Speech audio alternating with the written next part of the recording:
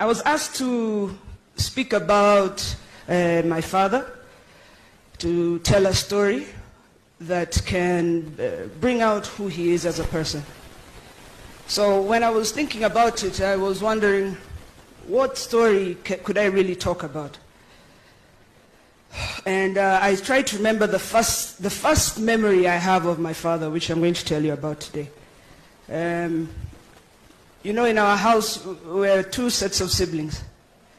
And my siblings have their own story, which is a very deep and sad story.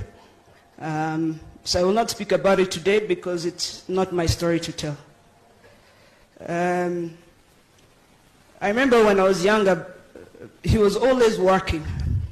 He was always working, and he would always come home late, around 11:15, and he would leave by 6 in the morning.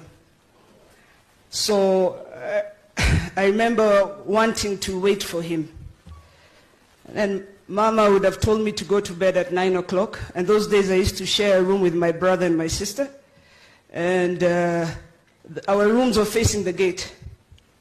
So when the car would come, I would get out of bed and I would rush downstairs and open the door. But the key used to be put so high up. So I used to take a broom and hit the key until Mama tied for me a rope where I could reach the key. So I would open the door. And when you open the door, I would see him there with a briefcase, his newspapers, and a big phone.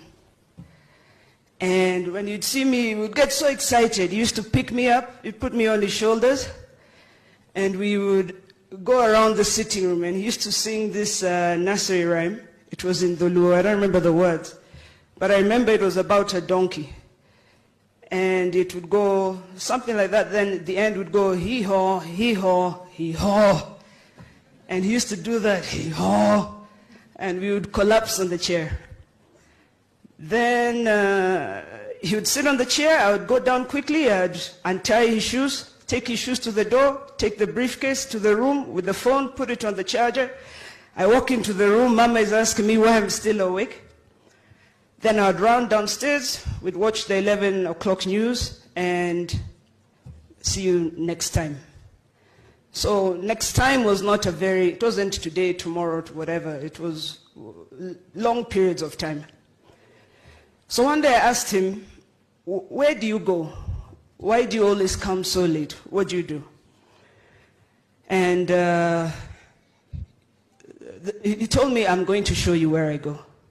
So that time, it was about 97, we went for an NDP rally.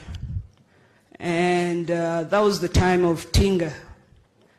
And he put me on the tractor he was on. And as the tractor was driving through, people were screaming and, excited, and I got so afraid. And he told me, don't be afraid, these are your people. And I asked him, what do you mean, my people? And he said, no, this is your family. And he said that if you live a good life, then they must live better than you. And if you think, thank you. If you think you deserve the best, then they deserve better.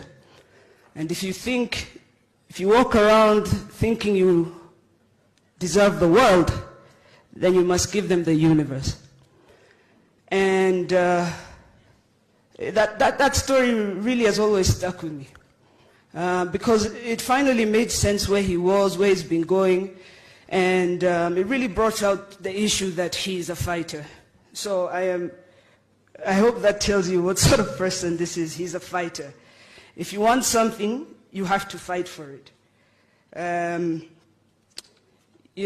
see young people complaining today about Kenya, but Kenya cannot be better if we do not fight for it. There's nobody who's going to make Kenya better for you. We're the ones to fight for it. So next year in 2022, there's going to be two outcomes.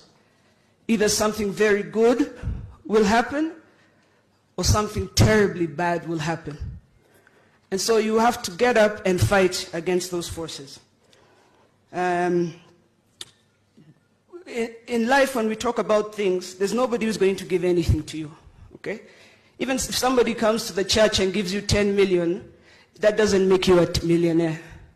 All right? We have to get up and we have to fight for it. There are things we want. We want jobs. Baba tunataka wera. We want jobs. Real jobs. Sustainable jobs. And that won't come for us sitting in the house. So sometimes naona we say akifight, and I'm wondering why doesn't he just stay at home with us? And I realize the fight is part of the fight. You have to join the fight and go with him. So hiyo mambo ya kukaa kwa nyumba ati mse fulani au fulani will fight for you, hizo ni jokes. You have to get up, join the fight. And the first step to the fight is to register to vote. So tell your friend, tell a friend, tell another friend, for heaven's sake, we have to register to vote. I'm proud to have a father like Baba. I see somebody who is still fighting for us after all these years. And by us, I mean you people, the people of Kenya. Because as a family, we've never really owned him. He's always been out with you guys. So you're the real owners of him. You're the ones he spent 8 years in detention for. You're the ones he spent those long nights out for and weeks away from home. And you're the ones who time after time he shakes hands for. And so I would just implore everybody to join the fight. Now, Ngugi, nimesikia you're looking for a second wife. First, people are always telling me that. Tell them that I said Winnie Odinga will get married in 2022 on the lawns of State House. So, and you're all invited. So if you want that to happen, go register to vote. Thank you very much.